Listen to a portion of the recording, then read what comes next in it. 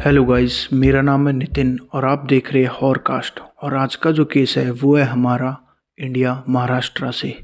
अब आजकल बच्चे ऑनलाइन फ्रेंड्स बहुत ज़्यादा बनाते हैं, या तो डिस्कॉर्ड पे या फिर किसी भी नेटवर्किंग साइट पे, बिना ये सोचे कि सामने वाला आदमी कैसा होगा।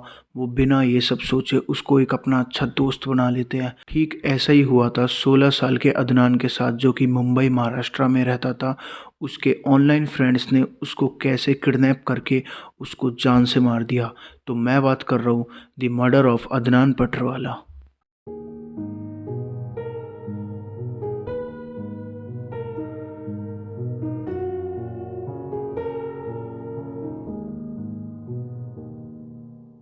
अदनान पटरवाला, जिसका जन्म 21 सितंबर 1990 को मुंबई महाराष्ट्र में हुआ था। अदनान के पापा असलम पटरवाला, जो कि एक मुंबई के बहुत ही अच्छे बिजनेसमैन थे, और अदनान की मॉम, जो कि एक सिंपल हाउसवाइफ थी। अदनान मुंबई के बॉम्बे स्कॉटिश हाई स्कूल में पढ़ा करता था।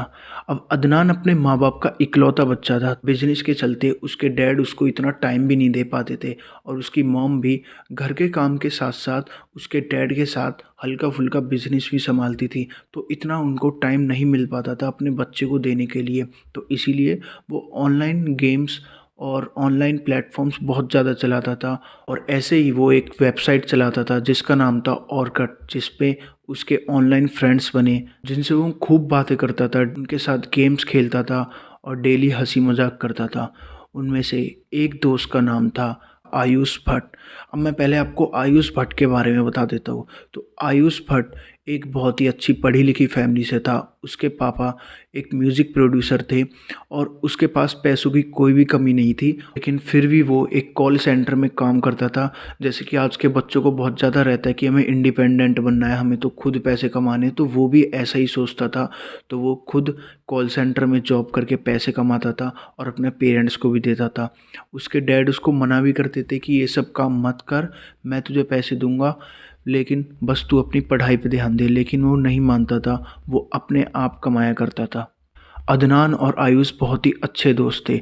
वो आपस में बहुत बार मिल भी चुके थे और हमेशा वो गेम्स खेलते थे ऑनलाइन, और आपस में कहीं घूमने भी जाते थे।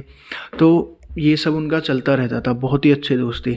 अब केस में आगे बढ़ने से पहले मैं आपको इन पांचों लड़कों के बारे में बता देता हूँ जिसने अदनान का मर्डर करा था। उनको बहुत ही ज़्यादा गेमिंग पसंद थी, मतलब ये बहुत ज़्यादा गेम खेलते थे, और ये मुंबई के एक मॉल में एक गेमिंग पार्लर में भी बहुत ज़्यादा मिला करते थे और वहाँ पे गेम खेलते थे। इनकी एक दूसरे से दोस्ती गेमिंग पार्लर में ही हुई थी, और सबको किसी न किसी तरीके से पैसे की ज़रूरत थी। तो जो इन सबका लीडर था और जो ऐसे कामों में बहुत ज़्यादा प्रोफेशनल था, ऐसे चोरी चकारी और मर्डर्स के केस में बहुत ज़्यादा प्रोफेशनल था, उसका नाम था Sujeet Nair, also known as सरजी।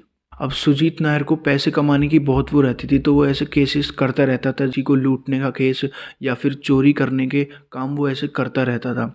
और आयुष, जिसके बारे में आपको पहले भी बताया था, जो कि अदनान का बहुत अच्छा दोस्त था, वो सुरजीत को एक गेमिंग पार्लर में मिला था, क्योंकि वो वहाँ पे गेम खेलने जाते थे। उनकी वहाँ पे ऐसे ही बात हुई थी, पैसे कमाने के चक्कर में उनकी ऐसे ही वहाँ पे बात हुई थी।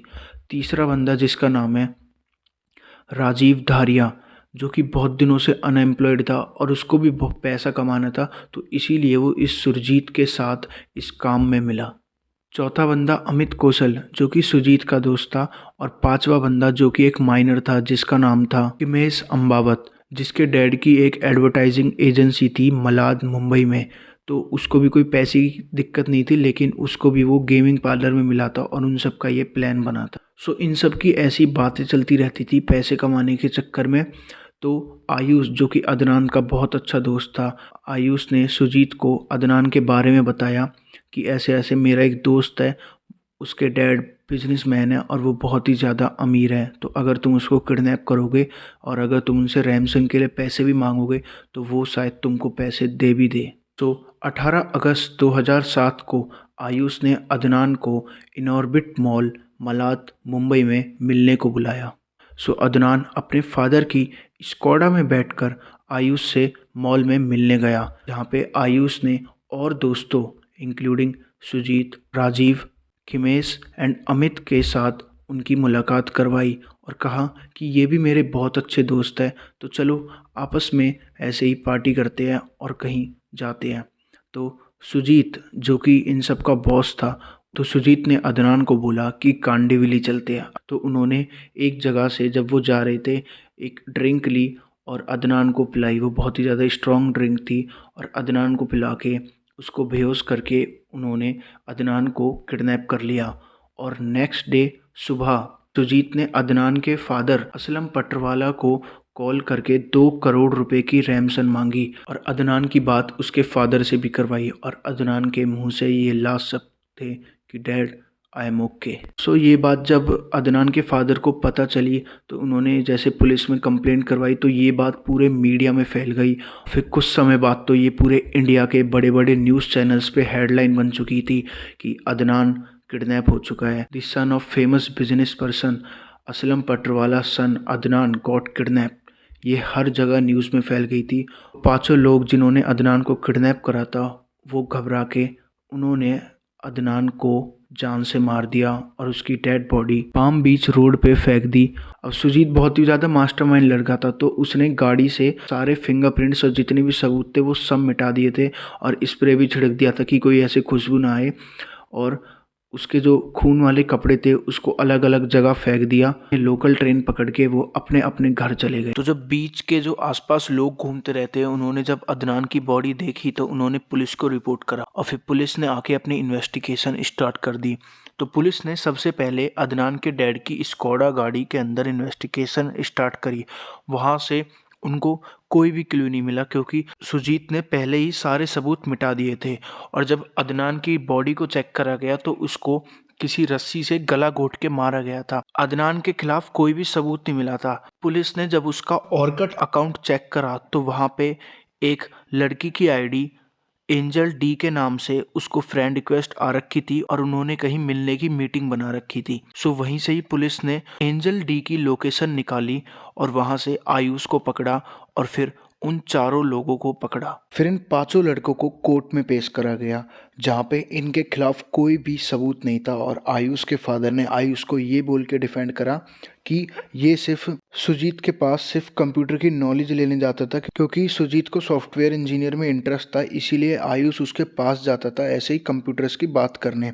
और इनके खिलाफ सिर्फ 2 सबूत थे, एक जिसमें कि अदनान की उस आदमी ने कुछ आवाज़ें सुनी थी और दूसरे आदमी ने इन पांचों बच्चों को कुछ गाड़ी में करते हुए देखा था।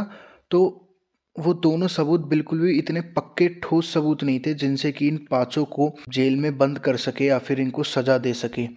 सो इनको कोर्ट ने due to lack of evidence छोड़ दिया। और जब अदनान के फादर असलम पटरवाला इस फैसले से खुश नहीं थे तो उन्होंने हायर कोर्ट में ये केस दोबारा भेजा और वहाँ पे भी इनको due to lack of evidence बोल के इनको वहाँ से रिहा कर दिया। और आज भी ये सब खुले घूम रहे हैं और इनको कोई भी सज़ा नहीं हुई। सो ये केस यहीं पर ख़त्म होता है। अगर आपको ये वीडियो पसंद आई तो इसको लाइक करें, चैनल पे अगर नहीं है तो प्लीज़ सब्सक्राइब करें। इन केस स्टडी वीडियोस को बनाने में बहुत ही ज़्यादा मेहनत लगती है। और अगर आपको और भी ऐसे केसेस देखना पसंद है तो प्लीज़ आप मेरे चैनल को सब्सक्राइब करें और आप मेरी और वीडियोस भी देख सकते हैं। सो कोई भूल हो गई हो तो मुझे क्षमा करना। मैं मिलता हूँ अगली वीडियो में, तब तक के लिए बाय बाय।